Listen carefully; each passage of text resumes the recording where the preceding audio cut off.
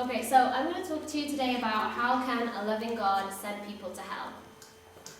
I don't know about you, but I've had a lot of people I've heard it a lot, like this argument that, this idea of love, of God's love and God's judgment, like people have difficulty putting them together and making them fit, like it doesn't seem like they can coexist. And so these are like maybe the common things that you've either heard or that you may have thought yourself. So Christians who think that there are people bound for hell must perceive such people as an equal in dignity and worth. Because it's kind of like, almost like, some people deserve this and some people deserve that. Also, God is a primitive deity that is appeased with pain and suffering. So some people see God as like this abusive, like father who needed to send his son to like take his wrath. And then you have, why does God require blood to pacify his wrath when he can just forgive? And lastly, how can a God of love be filled with wrath and anger? So these are just a few points, and I hope to address them all today. Okay, so these are, again, these are misconceptions. A God of judgment simply can't exist.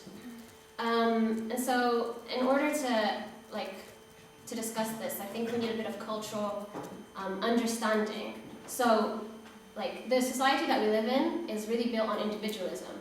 Like, there's not really that an idea of community. It's all about bettering yourself, like achieving, being successful, like ambition and all of that, which is great, but that means we've lost the sense, like with the loss of the sense of community, we've also like gained an independence that has meant that like our moral truth is relative to personally like my comfort and my beliefs and like my individual constants. Like there's no authority. I'm the authority. I'm my own God. And that really came from, in the 7th century, modern science shifted the approach to moral and spiritual reality because, like, back then in the Middle Ages, there wasn't really, like, science, and that's when science started emerging. And there was magic as well. But then science superseded that, and with that, I'll just read a bit from the book because it will explain it better. So, in ancient times, it was understood that there was a transcendent moral order outside the self, built in the fabric of the universe. So again, there's like this idea of God, or this idea of like a figure who has the power and has the authority to make the rules and make the laws. And if you violated that metaphysical order, there are consequences just as severe as if you violated physical reality by placing your hand on a fire. Stop me if you guys don't really get this. And so the path of wisdom was to learn to live in conformity with this unyielding reality. That wisdom rested largely in developing qualities of character such as humility, compassion, courage, discretion, and loyalty. And modernity reversed this.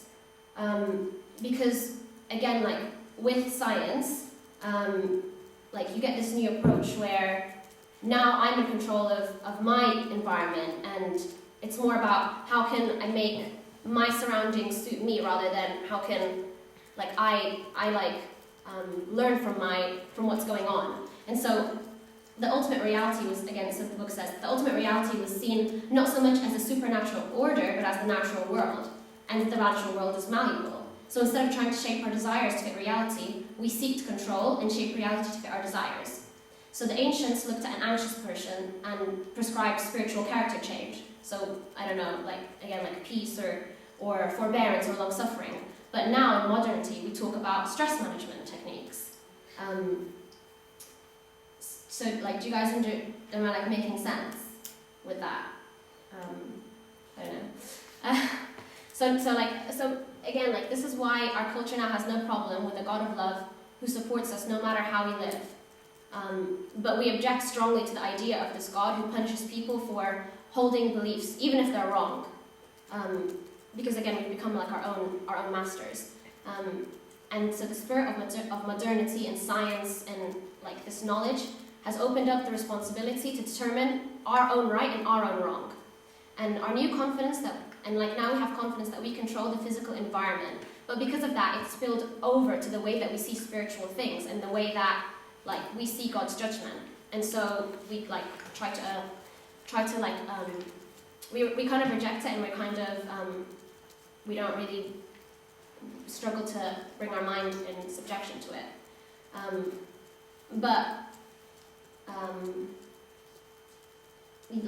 the importance to remember is that like we're speaking from our own culture, and I'm gonna speak about this in the next slide, because not all of the human race like struggle with the idea of God's judgment. So which brings me on to,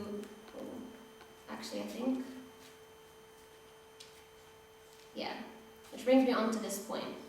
So, for example, like we live, because of our modern culture and like because of the West, things like, oh, turn the other cheek, and those kind of verses about peace, like we can really easily accept that, but things like, oh, God's going to judge the wicked and God's going to, bring righteousness, we struggle with. However, if you go to the person who's living in a village in Cambodia or in Africa, and they've seen like horrific acts of violence and horrific acts of, I don't know whether that's rape or police abuse of power or those kind of injustices, like they're going to really struggle to accept this idea of a God who doesn't have judgment. So can you see how like our own like struggle with like God's judgment comes from, it's not based on truth, it's based a lot on our culture. And Christianity obviously is not a product of one culture. And so like I just want us to first come to terms with why there is this struggle, because like if Christianity isn't based on culture, then there will come a time where like it will offend and contradict every human culture, because cultures are ever changing and they're not perfect. But if Christianity were the truth, it would have to be offending and correcting your thinking at some point. And so the second point is, like, a God of judgment can't be a God of love. And I'm just going to read this quote out. Think how we feel when we see someone we love ravaged by unwise actions or relationships. Do we respond with benign tolerance as we might towards a stranger? Far from it. Anger isn't the opposite of love. Hate is. And the final form of hate is indifference. God's love is not a cranky explosion, but his settled opposition to the cancer, which is eating out the inside of the human race he loves with his whole being. I think a lot of us, when we think of God's love, we struggle with judgment because we believe like he shouldn't get angry, and he should accept and he should forgive everyone. But if you really think about it, if you love someone and you see them ruining themselves, like, you are going to get angry. And that's the same with God, because his love for us flows out of his judgment flows out of that love for his creation. Because what he sees is that he's angry at the evil and injustice that's taking away the joy and the peace that he created for us to enjoy, and like that for his plan for us. So this is what I was talking about before. The lack of belief in God, in a God of vengeance. People say that, like, oh, if you believe that God will punish, then you're going to be a cruel person yourself, or you're going to be a harsh person yourself, because you believe this God is like full of judgment or full of wrath. But actually, again, so this guy, he's a philosopher, and this is what he says: if God were not angry at injustice and deception, and did not make a final end to violence, that God would not be worthy of worship. The only means of prohibiting all recourse to violence by ourselves is to insist that violence is legitimate only if it comes from God. My thesis that the practice of non-violence requires a belief in divine vengeance will be unpopular with many in the West. But it takes the quiet, so this is what I was talking about, it takes the quiet of a suburban home for the birth of the thesis that human non-violence results from the belief in God's refusal to judge. In a sun-scorched land, soaked in the blood of the innocent, it will invariably die, with other pleasant captives of the liberal mind. It's really wordy, but again, like, what I'm trying to get at is that, like, victims of violence, like, you can't just turn around to them and say, oh, violence isn't like the solution, love and peace and all this, because, like, in our human nature, there is such a strong, overwhelming desire for, like, to see justice, and to see, like, when we see, like, a horrific act being committed, like when we see, like, a 3-year-old girl being trafficked for sex, like, do you know what I mean? Like, that kind of, like, that feeling that's stirred up in us, of, this isn't right, something needs to be done about this, is like, a reflection of, or I want to say because we're made in his image, it's like, it's that justice that has to come from God if he is a God of love. And so the book is saying, like, can our passion for justice be honored in a way that does not nurture our desire for blood vengeance?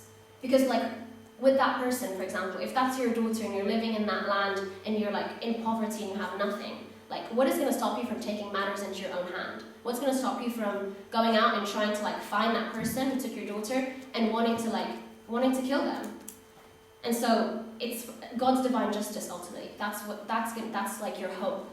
Because if I don't believe that there is a God who will eventually put all things right, I will take up the sword and I will be sucked into the endless vortex of retaliation. Only if I am sure that there is a God who will right all wrongs and settle all accounts perfectly, do I have the power to refrain.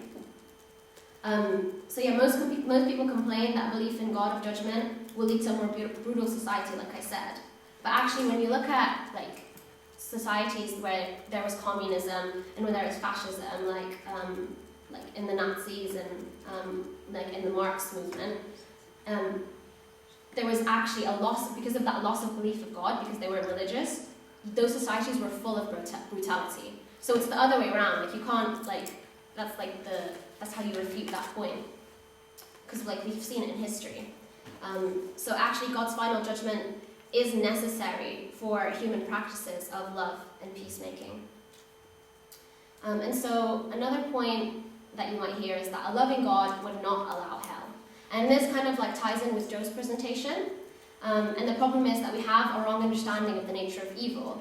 So that's why we have a wrong understanding of hell. So just to kind of sum up, God is the source, like Joe was saying, God is the source of all joy and love. And we were created for God's immediate presence. So only before his face will we thrive, flourish, and achieve our highest potential. Now, sin separates us from that. And so if we lose his presence, that is hell. The loss of our capability for giving or receiving love or joy, because we're not living the life that we were meant to. And so I really just want us to get past this point of, like, heaven and hell as, like, physical places. Because they're actually, like, there's states. Exactly. There's states, and, like, we think of hell as fire, and we think of hell as, like, this place where people are, like, crying out and like you know, like, give me a chance, and God's like, no, you blew your chance. But again, if we move away from this idea that it's a place, you realize that it was their journey. Like, do you know what I mean? They didn't just end up there. Like, that sin and that separation was all they knew. And so the book asks, like, and I want you to ask yourself this question. So what if when we die, we don't end, but our spirituality or our life extends on into eternity? Because that's how, like, it will help you understand that hell isn't this place. Like, hell is, like, either something you're, like, is all you'll ever know, like, while you're here, or heaven is all you'll ever know, according to your spirituality and, like, your choices that you make with really, like, submitting to God. And yes, so hell is the trajectory of a soul living a self-absorbed, self-centered life, going on and on and on forever. And a really great example of this in the Bible is, if anyone has the Bibles, if you can open Luke 16, 24 to 31, and it's the parable of Lazarus and the rich man.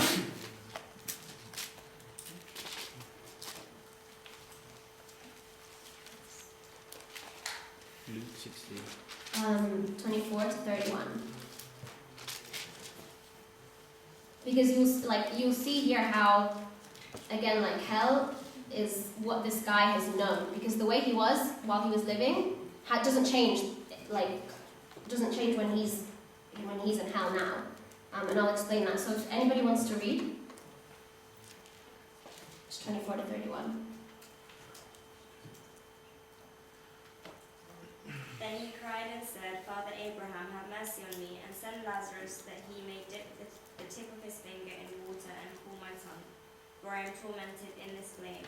But Abraham said, Son, remember that in your lifetime you received your good things, and likewise Lazarus evil things. But now he is comforted, and you are tormented. And besides all this, between us and you there is a great gulf fixed, so that those who want to pass from here to you cannot, nor can those from there pass to us. Then he said, I beg you therefore, Father, that you would send him to my father's house, for I have 5 brothers, that he may testify to them, lest they also come to this place of torment. Abraham said to him, They have Moses and the prophets, let them hear them. And he said, No, Father Abraham, but if one goes to them from the dead, they will repent. But he said to him, If they do not hear Moses and the prophets, neither will they be persuaded, though one rise from the dead. So at the start, so he's in hell now, and interestingly, he never asks God to save him or have mercy on him or take him out of hell. What does he do? He still expects Lazarus to be his servant and treats him as his water boy, because he says oh, come get Lazarus to dip the tip of his finger and give me some water. So again, you see that this self-absorption, and then you see the self-delusion later when he's talking about, I beg you, send the prophets. What did he say? I beg you, Father, send Lazarus to my father's house, for I have 5 brothers. Let them warn him. And so so you can see that, again, so this delusion of, and this blame shifting, they need people to warn them, so you can see, can you see that it's stemming from, this guy's, spiritual blindness, I want to say. Because then what does Abraham reply? He says, well, they had the prophets and they didn't listen to them. So what makes you think they're going to listen to to these dead people? And he's like, no. If they see someone rise from the dead. So it's this denial and this blame shifting, and there's no responsibility, and there's no almost reverence, I want to say. Someone did rise from the dead. Yeah. Someone did rise from the dead. I saw that it was. Exactly. So it's again so that's why you can see it's they've chosen this, and the book makes a point in that the guy isn't given a name. He's the rich man, whereas Lazarus is given a name, and so it's almost like he's like I said, hell is this identity that he's chosen apart from God, and he's on that trajectory into infinity now.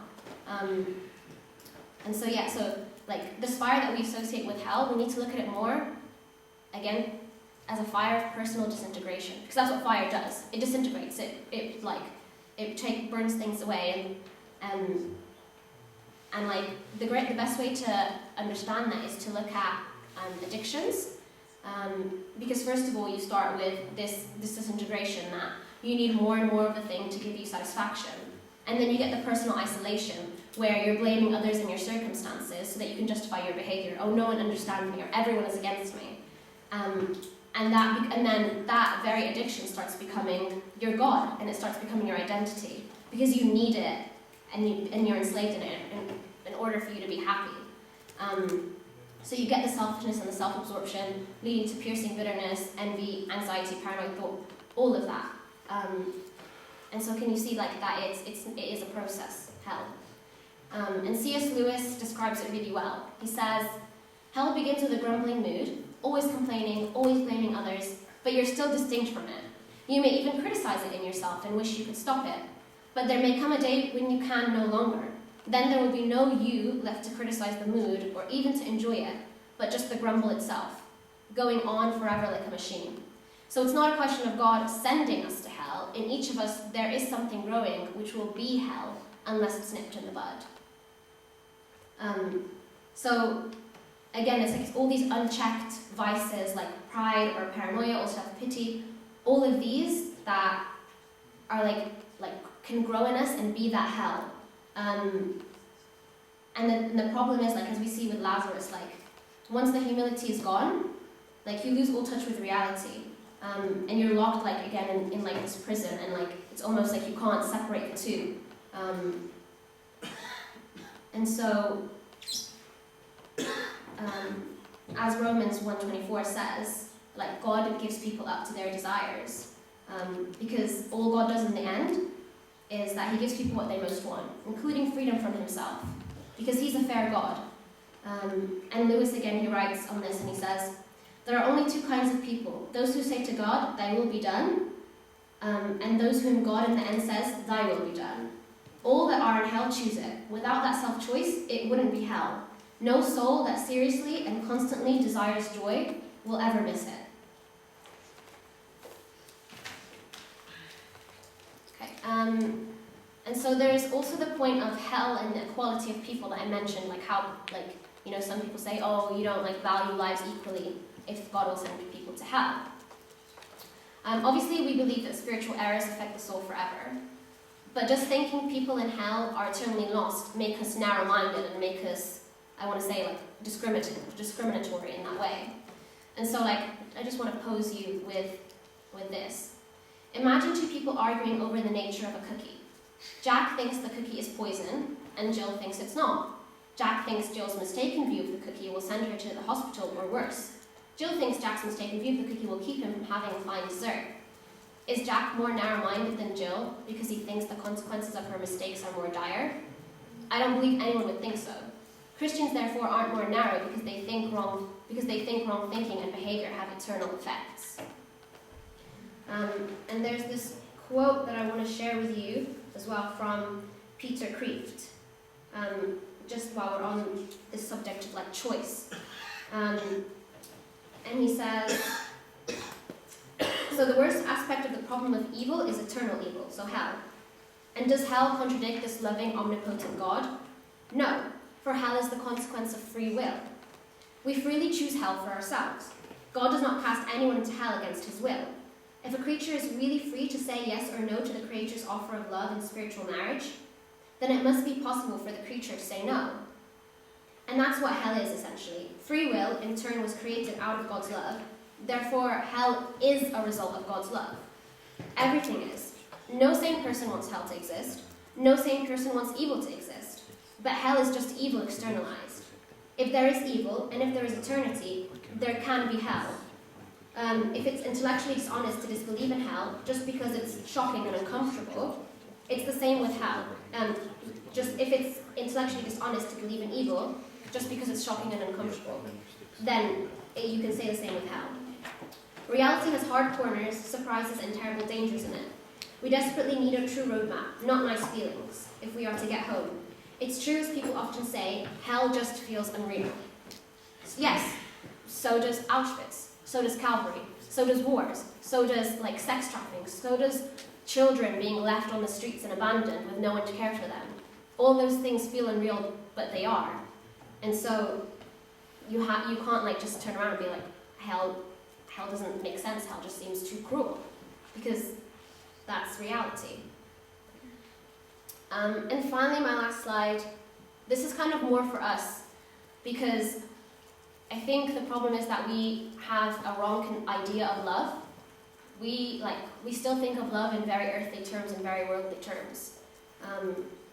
And I think and I'm obviously speaking for myself, we would be so satisfied if the universe was just governed by a God who didn't care as long as we were happy and we were enjoying ourselves and you know, but the Bible says that the foolishness of God is wiser than man, and the weakness of God is stronger than man. And with love, it's not just kindness, and I think that's how we see it. We just want God to tolerate anything, but because of our creator relationship that Joe was talking about, there's a dynamic in that he makes and we are made, and that dynamic, we need to understand that. If we need to understand his love, because even now, our very power to think and reason is his power communicated to us. Everything that we have flows out of him and out of his love. But with that love comes this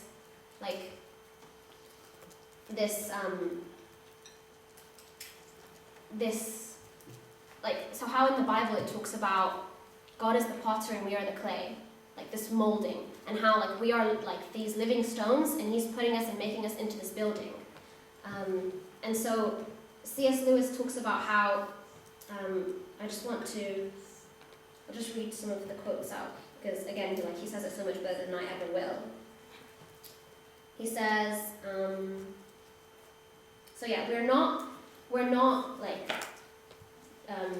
we are, not metaphorically, but in very truth, a divine work of art. something that God is making, and therefore something that he'll not be satisfied with until it has certain character. So think of like a man who has a puppy. Like he wants to make the puppy more lovable in nature. In the state of a puppy's nature, maybe that it has a smell, it has habits that frustrate the man's love, so he washes it, he house trains it, he teaches it not to steal, and so is enabled to love it completely. So to the puppy, the whole proceeding, if we ask the puppy, it might seem that this is like a cruel thing, that this like discipline or this whatever the master is subjecting him to. But when he's a full-grown, full-trained dog, and he's larger and healthier, then like we can see that this was because of like the master's affections and loyalties and interests, and we would never kind of question the master's love for him.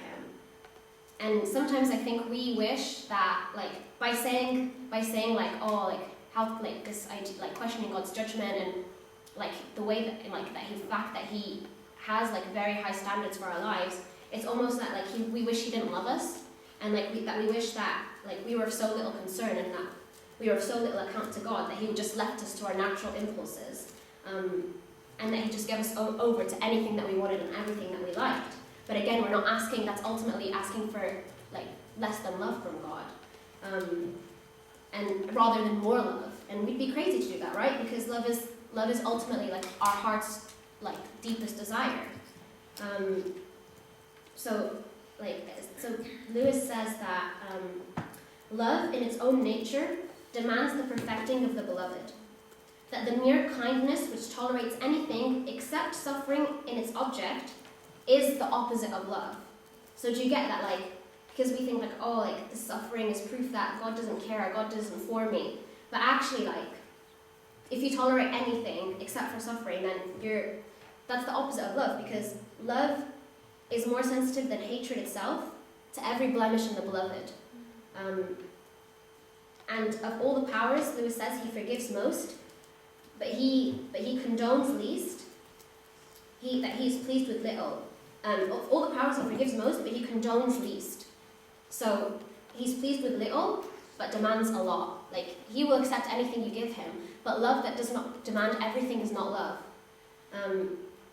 And we need to reconcile, like Lewis says, with the problem of reconciling human suffering with the existence of a God who loves is only insoluble so long as we attach a trivial meaning to the word love and look on things as if man were the center of them. Man is not the center. God does not exist for the sake of man. Man does not exist for his own sake. Oh, St. Augustine says, "Thou hast created all things, and for thy pleasure they are and were created." So we were created for his pleasure, which means that we're not made primarily that we may love God, though we were made for that too, but that God may love us, that we may become objects in which the divine love may rest and be well pleased. To ask that God's love should be content with us as we are is to ask that God should cease to be God, because he is what he is. His love must, in the nature of things, be impeded and repelled by certain stains in our present character. And because he already loves us, he must labor to make us lovable. And again, like, so that's, I don't know if you guys understand that, like, we'll have questions at the end, but this very idea, like, so the whole point is, like, people reject hell based on God's love. But where did they get the idea that God is love? Isn't it from the Bible? So, like, and especially in Christianity, because with things like other religions, that you don't have this kind of very close marriage relationship, like God is our spouse and we are his beloved. And even like for Islam, if you'd say that to them, for example, they find that offensive, because how can you be so intimate with God? But again, like, this is such a Christian notion, and so I feel like we should remember that, like, in order for us to understand love, we need to understand it in God's context, and that definitely can exist with his justice. So yeah, that's my talk. Does anybody have any questions? Does anybody have any questions about my quotes? Because I know they can be they're quite heavy at places. Morgan? It's not about your quotes, but like, what would you say your idea of divine justice is? Because like, it's this concept that I myself am still like struggling to understand. Because I feel like when you're making a point about okay, well, you know, people who've experienced severe injustice in their lives, they wouldn't be able to withstand the idea of that justice not being quote unquote satisfied. But like in effect, like God is not just in that way, because if that person repented before they died, and it's like the workers of the 11th hour, like they wouldn't be subjected to that penance of justice, or whatever you want to call it. So what do you think we are saying when we're saying God's divine justice? Do you have a point, Maria? Yeah, I was going to sort of just to add to that. If we, there was one of the quotes where it said something like, This one? I can't remember. Like ultimately God will take his vengeance. So if he didn't, then he would take up the sword now or something. And it's like, well, does that mean we forgive because that's our consolation, you know, that they will be punished, they will suffer? And is that real forgiveness if we're thinking, oh, it's alright, I don't have to do anything because God will? I don't know if that's true forgiveness and that we want them still to suffer for what they did. Sorry. We must agree that from the beginning of time, God is all merciful and all just. We are living in this era on earth. We are seeing the face of God who is merciful. But there will be a time in the other world when we'll see the other face. This is just. And everyone will get as he has done. I'll say another thing before Fahmy, okay? God forgives in what is, so when I do something wrong, it's to God and to someone that I made it to him, to the person I did something bad to someone. So God forgives in his part, but he doesn't forgive the part that the other one, the bad thing that I did to the other person, unless he totally forgives me. So I think the just will come anyway, unless the other person forgives me for what, and he truly forgives me for what I've done. If you repent, Sorry? if you repent, if you did something bad and you repent, you will not be punished for that thing that you did. And then you can argue then that other person is not getting justice for what was done. I think you might get punished by the end of the day, but unless the other person forgives me, because God forgives for what is for him. But if someone did something bad to me and I didn't forgive him, God will not leave me because to be unjust. He forgives because when I'm doing something bad, I'm doing to the person and to God. God forgives, but he doesn't leave like he has rights. He doesn't leave his right. If you understand. But Mary, do you want to say your point? Sorry, because I sort of disagree with some of the things that were said. So you say that if he repents, he didn't get the punishment. No. Well, let me just make a point, and bear with me for a while if I make it in a long way, sorry. But punishment, as we perceive it, the same thing that was Sandra was just telling, hell and punishment as we perceive it is not right. Because we perceive hell as a place where people are tortured, while hell is a state of being away from God. You see the difference? Now, a person who committed something wrong, he lives the hell. He lives the separation. This is his punishment. But only Now, if he, let me just make a point of view. Now, if he repents, then he sort of like saved himself, or like, well, he doesn't save himself, but like he spared himself the torture of being separated from the all-loving God. But I don't know if that stands, because if we say someone was attacked and like beaten up and had to go to hospital and whatever, you're not going to go to the person and say, oh, it's okay, the other person is being punished right now. Because then they're not like, if they don't want to be with God, if they're not necessarily feeling any. they don't realise that like They are. They just don't show it. But they are. And this is what Sandra was just saying, that hell is just an extension of this state of being away. Okay, let me put it another way. If you are in a going to a place where you are like standing outside and you know that there's like a huge party in there, just beautiful music coming out, people are coming out saying, wow, this is a great place to be, and you are not allowed to go in. How would you feel? Like Yeah, that? but Mary, we have to just make this clear. These are all theories around hell and heaven. Yani, I pray no one goes and tests himself, inshallah. But it's all theories. We don't know what hell will be and what heaven will be, apart from what's written in the Bible. And what's written is all written, some in Revelation, some is written part in the Old Testament, and so on. But you can make all the theories you want around hell, which is probably going to be some form of truth in what you are picturing. Because the more you become closer to God, the more you start to picture hell and heaven in the right way. Tante Heather? Can I just answer Maria's question? Because I don't think you are answering her question. She was asking, what is the meaning of forgiveness? If I am forgiving because I know God will get revenge for me, is that true forgiveness? This was her question. I don't know how I have a very good example because I asked myself this question. And I think yes, you are right. If you have this view of ربنا ينتقم منا, then you have a forgiven. But there is a very good example about the first the story here. What was he saying? Before he dies, he said, please Lord, do not Count the sin. do not yeah, do not count the sin for them. And I forgive and please forgive them. That's true forgiveness.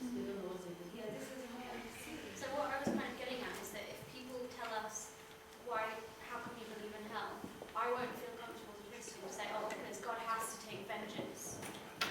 Because that's not, I don't think that's No, that's not Christian way correct. of thinking about vengeance. If you know what I mean. Yeah. First of all, we are not created for man. This for the devil and this for us, for the demons. That's why God wants us always to forgive. And when we are repenting also, God is a just God. He is a God of discipline and joy in us. What we sow, we reap. When we are here in us. Whatever a man sows, he will reap. But we might get to heaven because the purification is something God has to purify you. Even though he forgives you, but you have to pass through that, and you have to reap what you sow. Monica?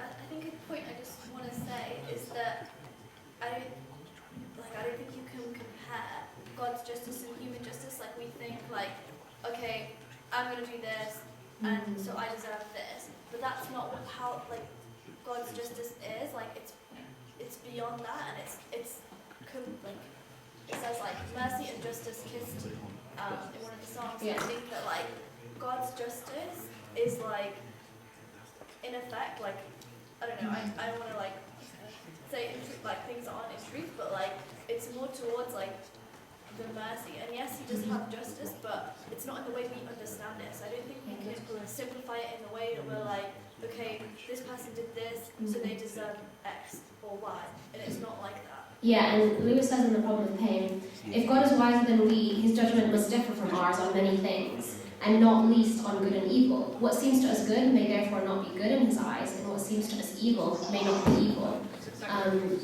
And Maria, just on your point, I feel absolutely you're right. Like it should not be our motivator for like forgiveness. But I think it's just to like demonstrate that like it shows that God has a concern of justice. What that justice entails and what it looks like, again, like that's beyond our knowledge and comprehension. But the idea that there is there is going to be recompense and retribution, like. Because a God who has no concern for justice, I feel like is a reckless God, you know? He's the one that's not to be trusted. He's one that, you know, do you get what I'm saying? So it's not like, think of it in more of like, yeah, I don't know if that makes sense. Mary? I don't know if I'm formulating this right in my mind, so I'm sorry, but following up on what Auntie was saying about forgiveness is that, like, we say every day, like, forgive us our trespasses, we forgive those who trespass against us, and we're called to, how do we want God to forgive us? Like, and we're called to forgive no matter what the outcome for that person is. We only see, like, at that moment in time, the injustice or the evil that they've committed. We don't know, like we were saying, like they might repent at the end, and the point is that we don't know the hearts of each person. Only God does know that. So when people always ask us, so what about this person that doesn't know God? Do you think he's going to hell? Well, I can't judge that, and I'm not God, and I'm not supposed to put myself in that place, because once we start saying, oh no, of course not, like, we're going to start putting ideas in people's heads which may not be true, because the only person that can answer that is God. And then there was still one other thing about the like hell being state of being, and like the continuation is that justice, I don't know what the definition actually is of justice, but isn't it like almost the fulfillment of truth? Like the meeting of like when Monica was saying in the Psalms, like righteousness and mercy have met together. The point of that is that the death, which comes about as a consequence of sin, was being fulfilled, and like because he was separated, and like that's the death that we talk about. It's like the first death is physical, and then the second death is eternal, is spiritual, and that's what we classify as hell, right? I don't know. I'm speaking a bit out of my mind, but so I think that's the point. Like we aren't supposed to have the answers, but what we do know is that death is the consequence of life. Okay. Last point. I just want to say how to combine between justice and mercy. If there is no justice, why was Jesus crucified? Why did he need to be crucified? The Bible tells us in John 3:16, for God so loved the world that he gives his only begotten Son, that whatsoever believes in him should not perish, but have everlasting life. So, when you do something wrong, there is a consequences for this. When your child do something wrong, you can't carry on doing the wrong thing because he will destroy himself. There is a consequence for this. So God, knowing this, he had to take all the consequences on the cross. So people who does bad things, but still get protected in his blood, washed by his blood, then they are forgiven. They don't need to pay for this. They can share him heaven. But those who did wrong, separated themselves from him by sin, and in the same time, no one paid for them the consequence of this on the cross, they didn't receive salvation, then there is a consequence for this. If we say that there is no consequences for our wrong deeds, why there was a cross? I think that's actually right, but something else which is subtly different, which probably isn't what we're talking about at all. But I will say it, because supposing somebody smokes excessively, and then they get lung cancer, right? And then they realise actually that God is supposed to be a temple of the Holy Spirit, so smoking that much isn't actually a good idea. They repent from it.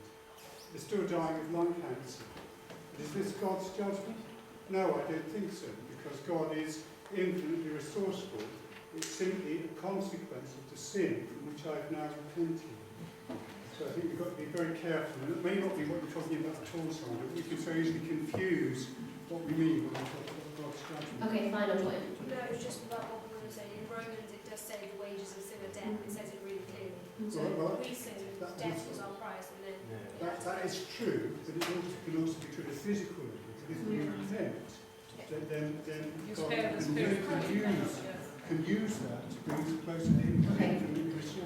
No, Sam, what do you want to say? I was just going to say about some people don't accept that as justice. It's like, although God died instead of us for our sins, like in a real life situation, like Mark killed someone, and I went and I was executed instead of Mark.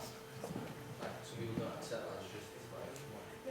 but the wages of sin are death, which means that once a sin has been committed, like in the Old Testament, they give the sacrifice, that has to be shared. This is one point, but the other point, by a divine work of God, the blood of Christ himself, it's not like anyone's blood. In the first epistle of St. John, he said, and the blood of his only begotten Son, Jesus Christ, wash you. So it is not it is a blood that was a divine work, it washed us. So whoever got washed in this blood, then he's covered. And this is why the word, you know, in Arabic, the sacrifice is called kafara. It's coming from cover. And also, in sins against themselves, so they put themselves to be the ones who are sins against him. It's a sin, it's the relation with God, so God takes himself, so he's not being the blind. He's put himself in his sin was, and he's having to do that out of love. So it's just with him. Like, you know what I'm saying? That it's fair, like it's not fair that we get to go to heaven almost, because it's like we don't deserve to go to heaven. No one's saying, you know, oh, I deserve to go, but that is evidence of God's love, that we get to go. That's true. And it's another sort of proof that God's justice is different to our justice, because there is still justice, but it's not like